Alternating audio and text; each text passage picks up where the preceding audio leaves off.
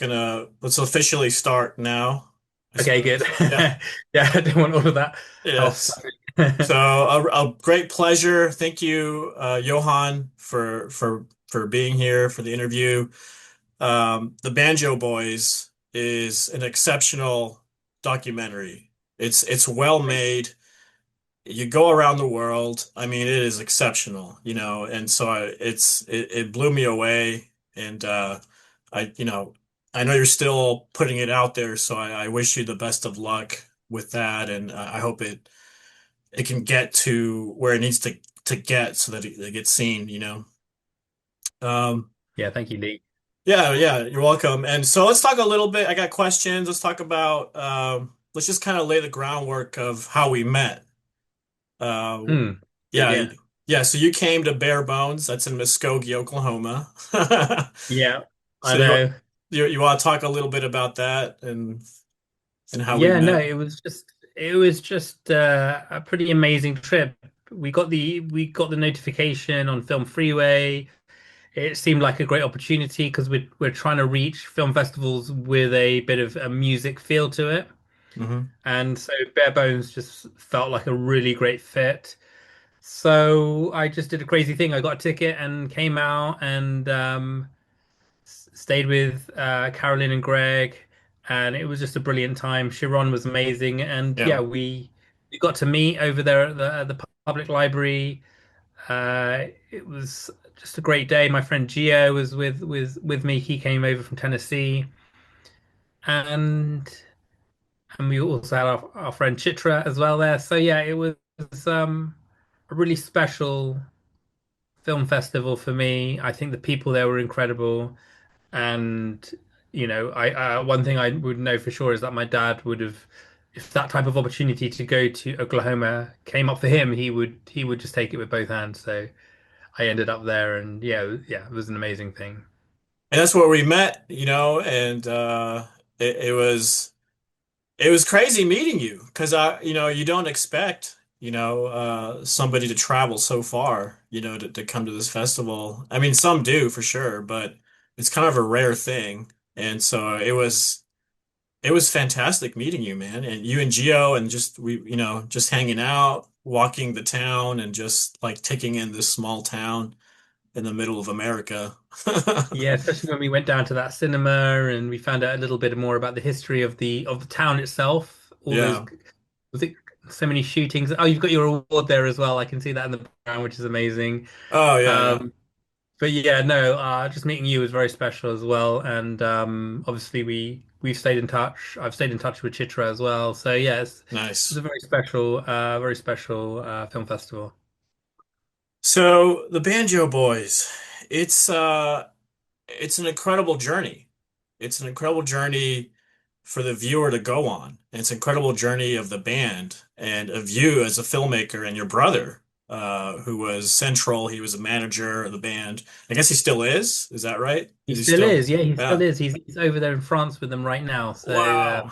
and I've got so this is Madalitso Band. That's the band Yeah. of the film. Yeah. Just to clarify that we've now used this as a subheading. So the Banjo Boys, the story of Madalitso Band. That's right. Yes, it's just an incredible journey because he went over there to Malawi with a one-way ticket. Yeah. We didn't know much about what he was really doing, but many years later, he returns with this band to Europe. I go and see them over in Lyon, in sort of southern France. And then 2 years later, he brings them to the UK. I just pick up my DSLR camera, which I've got right here, and I shoot a mini doc. And I have a sense at the time there's a deeper story there, but at the same time, yeah, we couldn't capture everything that was going on at that moment in time. There was quite an emotional story actually happening. But my little mini doc was quite light on the surface, 11 minutes long, just a fun slice of their tour. Yeah. But at the same time, there were so many things in like Yobu's life that was happening at the time. This this guy on their album cover called Rice. the first album cover. And I was curious about the backstory. A lot of people look at the album cover and they say, well, it's two of you who perform, but who's this third person? Right. So I was did a bit of digging about that, and that was a fascinating story about he left the band to go to school and ended up in jail. Again, that's a I'll leave the the rest of that loop to be closed for anyone who wants to watch anyone who's going to watch the film. For But sure. that was a fascinating story.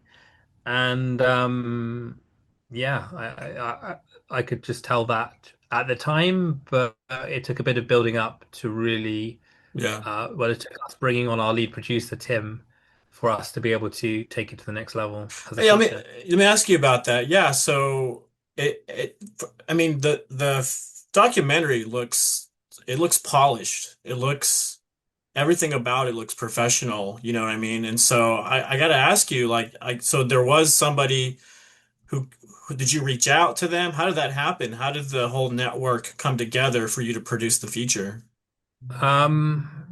So regarding our lead producer, he was traveling, he's a digital nomad, so he was traveling north through from South Africa through Malawi to get Oh, over to Uganda. And my brother ended up meeting him just by random on a safari called Liwonde. And in Liwonde, Malawi's it's not one of the major sort of safari destinations, but they do have some beautiful wildlife, giraffes, and they've got a fair amount of wildlife there. So my brother saw Tim there. They hit it off. The kids, his kid, and Tim's kids hit it off as well. So it became a nice bond. And Neil introduced me. We just had a Zoom call. uh-huh. I guess the other side of it is my day job is as an editor. So I was able to really put my craft into the production, even though we did outsource our color grading and sound design to two incredibly talented professionals. Guy and Neil, another Mhm. Neil.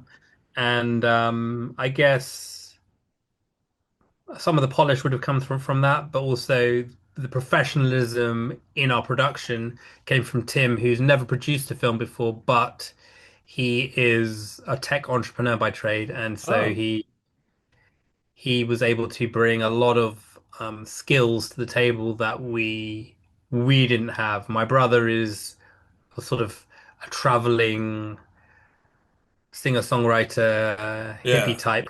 Uh, Yeah, yeah. I myself, I'm a bit kind of scatty in a way. I've got this hyper focus, which comes from autism. Actually, I've just discovered recently. But I can hyper focus on certain things, but on other things, we needed that third really important professional to form our core team of three. I think. Yeah. Sure, sure. I mean, that explains it. I mean, and then, I mean, just there were a lot of drone shots. I feel like I guess that's part of what he brought in to the No, production. the drone. Most of those drones were myself. I picked up a Oh, drone like about 3 weeks before flying. okay. I ended up I kept it all very simple with the Yeah. drone shots because I know what I can't do any fancy stuff on a drone, but I can do a nice tracking shot Hmm. here and a tracking shot there, and I know what I want from a drone. It So it the shots I want. added so much to it because So thank you. the just the landscapes Yes, of that place, and it yes. really shows you like how beautiful it is there, and there's a sad part of it to where it's like, yeah, it's a very like slice of country where it's like pretty poor and they Hmm. rely heavily on agriculture, and so um Yosefe and Yobu come from this place where Hmm. you can't imagine them traveling the world, right? It's like it's a real blessing, and they talk about that, how blessed they It's felt amazing and that you use the word blessing, but yeah, because that's what Madalitso means in their language. Well, blessings. So I blessings, think yeah. Dalitso is blessing, and then you add the ma, it makes it Yeah. plural, Madalitso. That means blessings. And yeah, you're absolutely right. Those guys have very humble Yeah. beginnings. at the same time, they have a certain amount of pride in who they are, Hmm.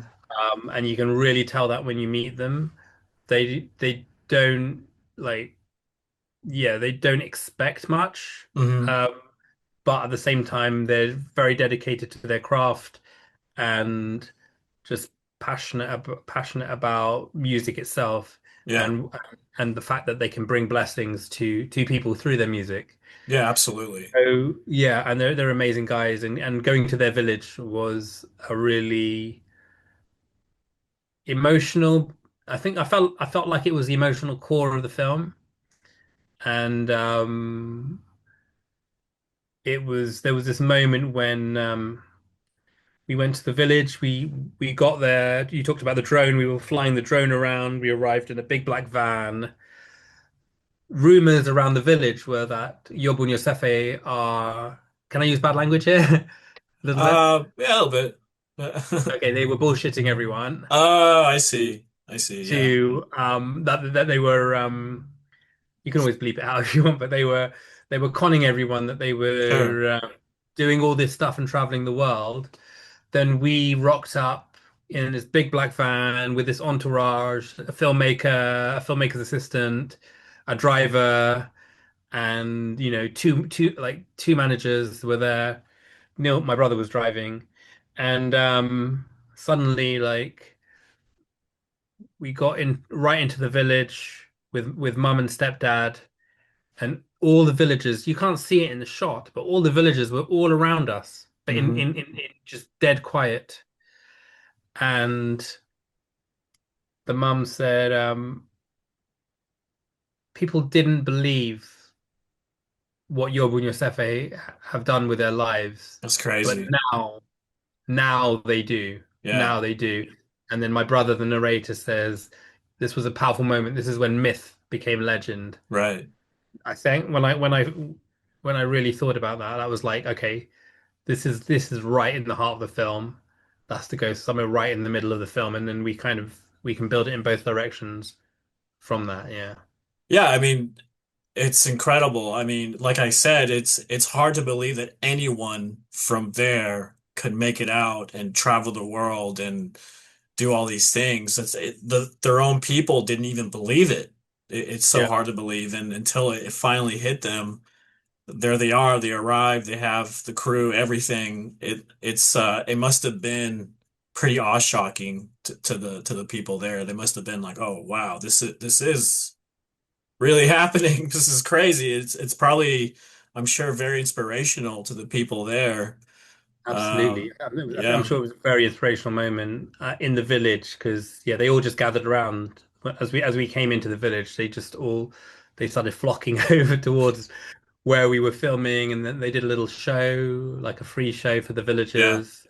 And yeah, it was just a great moment. All the family were dancing, and yeah, it's just a great moment. And not only that, like in the beginning of the documentary, the musicians are telling about how they created their instruments. They would walk around, for pennies, perform songs, and people would Yeah, mock them and tell them to go yeah, back and grow your peanuts. Like it's so disrespectful yeah. because they just don't believe in what they're doing or see any value or see that where it could take them. They just didn't Mm, know. And I'm sure the musicians themselves, including your brother, didn't know all this was coming their way. They just kind of took a leap of faith, I feel like, and doors started opening up and they just went through door to door to door.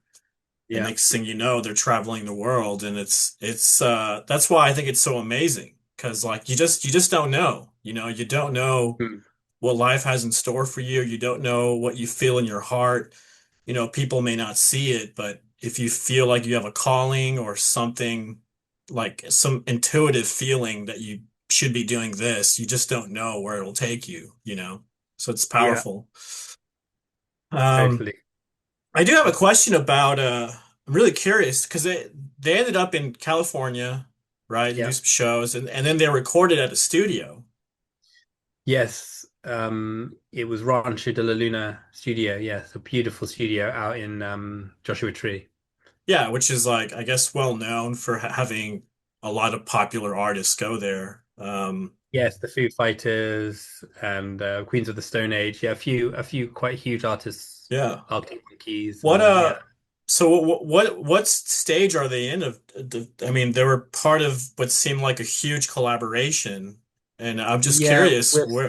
we're still technically waiting on. I need to Okay. I need to I need to get in touch with the guys over there.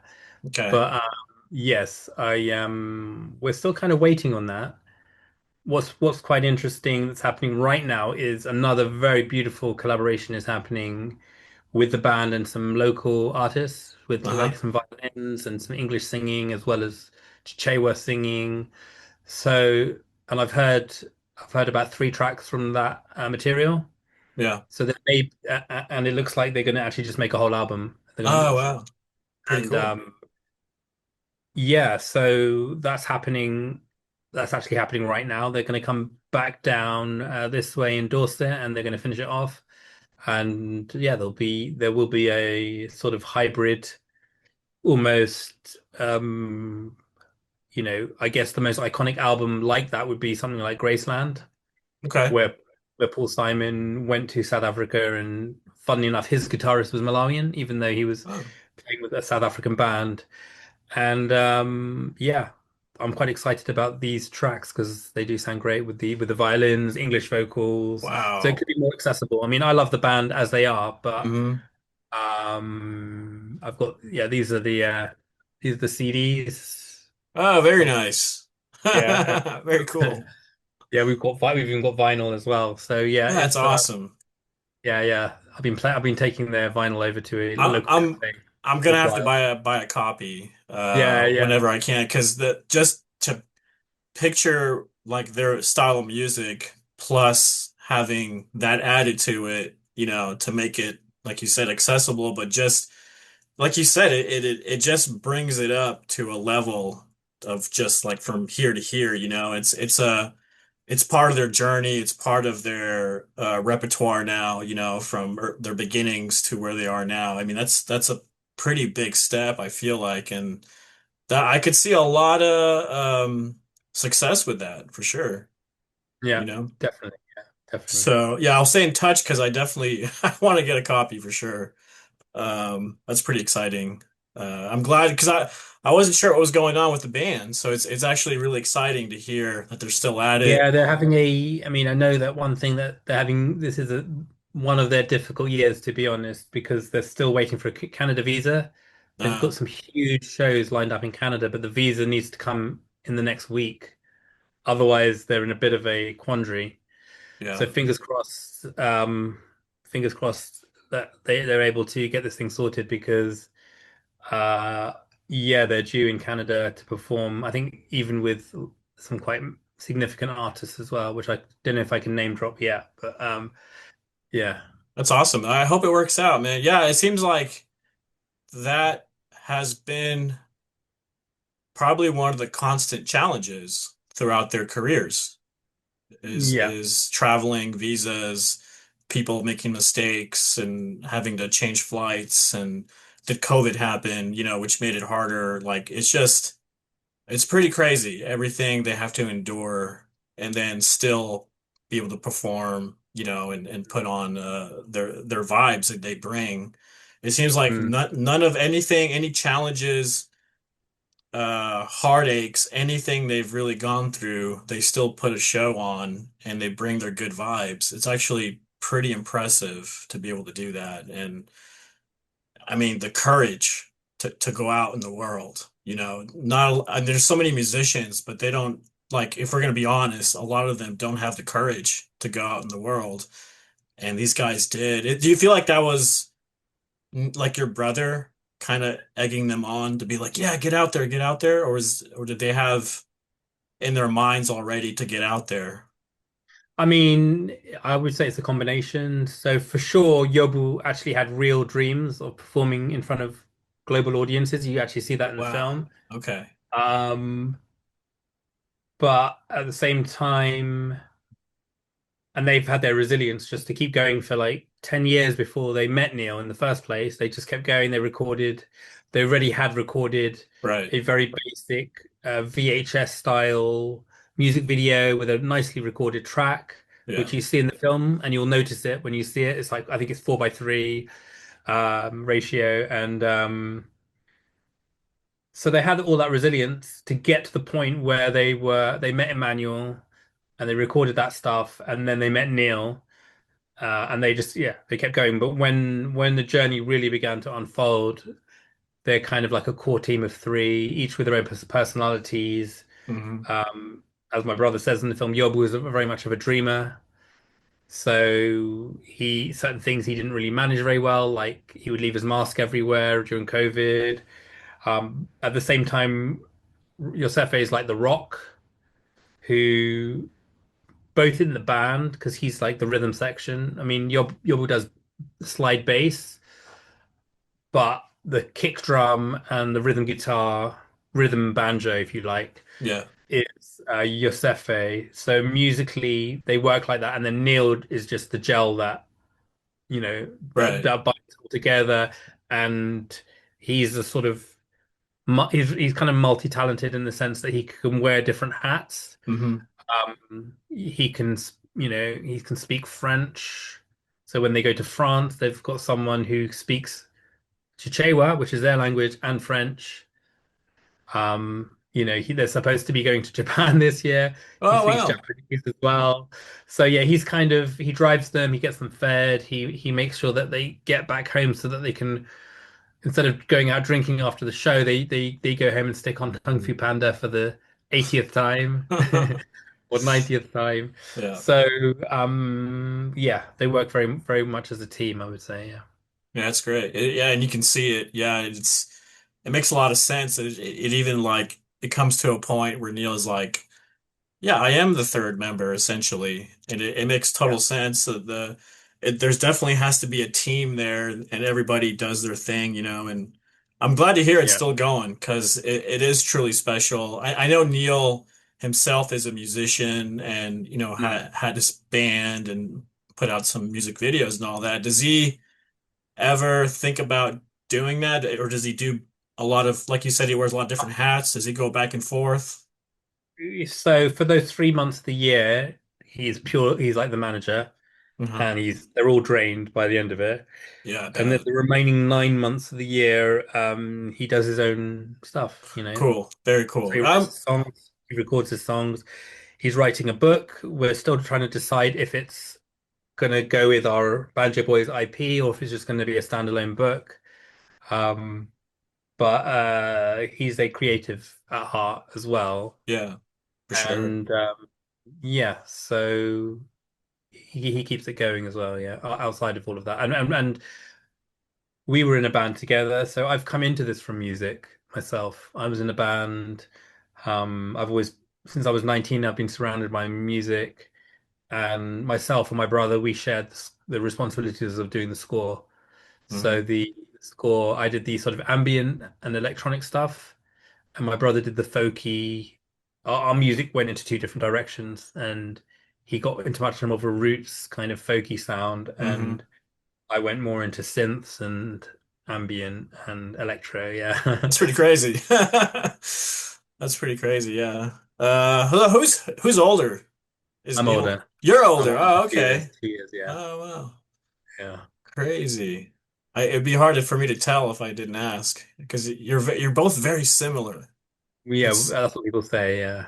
Yeah, it's crazy. So tell me about kind of both you guys' upbringing. Uh, before all this started, before, getting into this, like a little bit of just kind of where you're from, how you grew up, and I guess where the interest, started. Yeah, tell me something about that.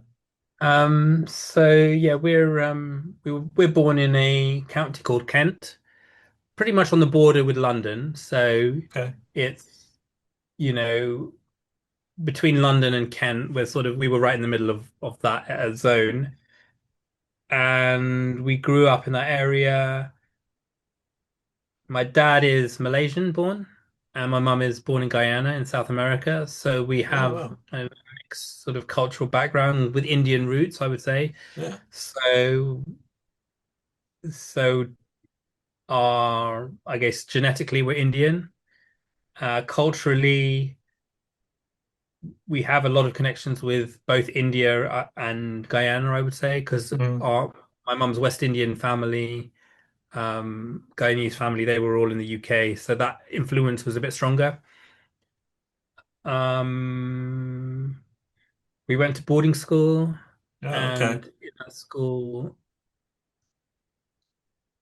there was a lot of music around. My brother was Okay. playing in bands back then. I was more in the, I was did a lot more stuff on computers back then. So, but I got into a little bit, quite a lot into theatre back then, Oh, especially nice. plays and that, yeah.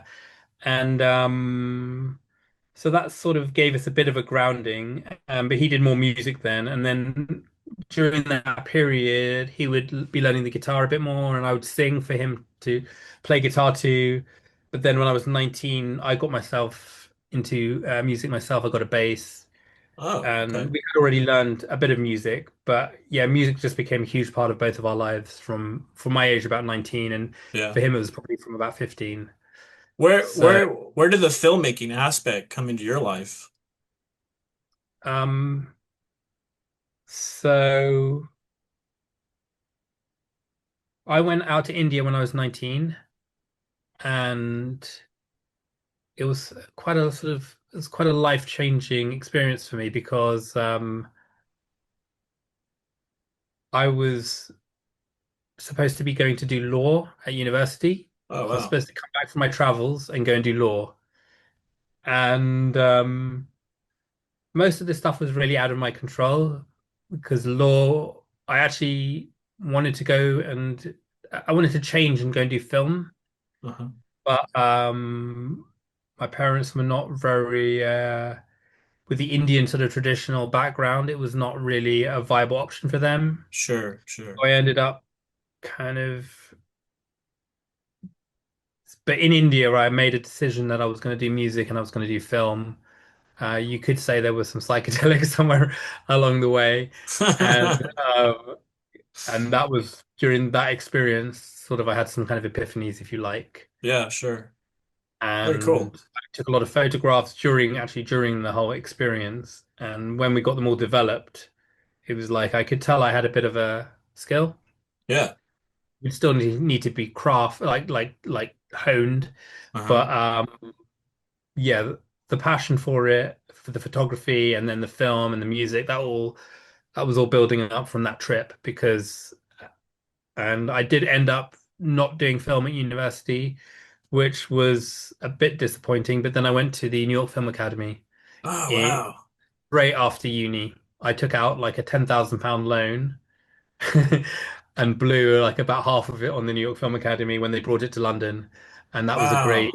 great film school. Yeah. Holy moly. Yeah, that's great. I actually visited after I did high school and stuff. I visited the New York Film Academy in New York because I was thinking about going there, but it was just so expensive and Yeah. Yeah. my parents are very traditional. They were against it, but I visited and I actually attended a class. I was allowed All to right. to be there. And the class itself, they were going through how to change the film out of a film camera. Like you put it in a bag, this Oh black yeah. bag, and you change it without looking, and you just got to do it like that. And that was like, Yeah, yeah. I thought that was the coolest thing ever. And I wish I could have attended, but it didn't seem really possible. Yeah. I just kind of went my own way. But yeah, Yeah, we learned on film as well, and your and NYFA. We shot on 60 mm, and we ooh, edited on the Steenbecks with the wow, dude. physical cutting, and I think that was just really a powerful experience. And the craziest thing about all of that was our tutor was a guy called Tom Bilyeu. Okay. Have you heard of him? He's like one of the biggest podcasters now in the world. Oh, He's probably really? after Joe Rogan, he's number three or number two. Crazy. And he's gone off. He didn't go into film much, but he went off into an unbelievable direction. But yeah, he was our Yeah. tutor in the Wow. New York Film Academy. Yeah, Have you tried reaching out to him at all by chance? yeah. I mean, I messaged him on Instagram, but Yeah, he's got like so many millions of followers. He probably hasn't seen it. Yeah. man. Well, I think we have like 4 minutes or so. These Zoom calls last Oh yes. there's they're like 40 minutes total, so we're almost out of time. But I mean, I don't know what to say or ask at this point. I just want to wish you the best of luck, man. You deserve it. You and your brother deserve it. And I hope that your documentary goes far. Actually, I do have a question. What's next for you? Do you have any ideas? Yes, so we're just building something up right now. It's a feature narrative, so I'm going back into narrative, Nice. and we have a local actor and producer who's been, well, he's producing his first short, and we're going to build that into it. It's a proof of concept. We had an amazing actress come over from Sweden. Her name is Leonie Wow. Vincent, and Jamie Lee Hill is the lead actor and producer. So the three of us were the core team on a new short that we're going to develop into a feature. Yeah. And she was in a Scandi noir called The Glass Dome, which was really big on Netflix in Europe, in the Cool. UK, and Jamie, we had an amazing shoot. I'm bringing a lot of my documentary skills into, yeah, it was just there was the most beautiful moment was just letting the actors sort of, after I got what I needed, I just let the actors do their own thing and Hmm. just had the camera there observing it. And so I was leaning a bit into my documentary skill set, but Sure. Sure. yeah, it was a really powerful moment between the actors in one of the scenes, and that short will be coming out fairly soon. But then we're going to try and raise money for a feature. Cool. Man, I wish you the best of success with that because Yeah. I know I got a feeling you're gonna do well, sir. I got a Thank you so feeling, much, man. Lee. Yeah, yeah. So don't lose faith ever. Just keep doing what you're doing, man. And it's pretty inspiring because you're so international. You know, Mm. you don't seem to think small. You like you and your brother. I mean, it's incredible. You know, keep spreading those wings, man, and just keep going. It's Thank you, Lee. No, thank you for the opportunity. Thank you. I hope the audience really enjoys the film over there in Tulsa. And appreciate that. I really loved Oklahoma when I went. It was a very special place for me. It was not like it's not really a place that would be top of my list to go in America, but having been, I just really a very special place. Cool. And yeah, I hope the audience really have a great time on your on the whole day. You know, it's amazing what you're doing over I there with appreciate the it. film festival. And yeah, thank you for the opportunity. It's really great. You're most welcome, sir. It's been a pleasure speaking to you. Hopefully, we'll talk some more down the road. Maybe, when your short is done, I'd love to see it, or you can submit it. When you get your Yeah. feature done, let's talk some more before all the big interviewers get to you. Maybe you can set some time aside for me. But yeah, I'm inspired. I don't know how much this thing might cut because, like I said, Okay. 40 Well, yeah, let's minutes, just cut but it there and then we can just say, yeah, we'll just say ciao, man. Like, ciao. yeah. All right. Yeah. All right, It's been man. So thanks, Lee, and I'll catch you. Yeah, I'll catch you soon. yeah. All right, Johan. It's been a pleasure. Take care, man. Yeah. Good luck. Good luck, sir.